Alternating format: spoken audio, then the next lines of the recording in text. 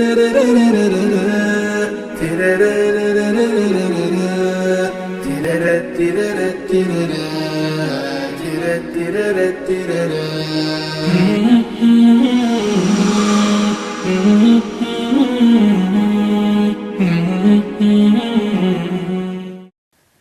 الله.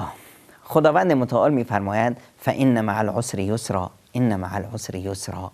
با هر سختی گشایشی است، پس از هر سختی گشایشی است. و خداوند متعال برای هر انسان حکمتی گذاشته و راه و رسمی.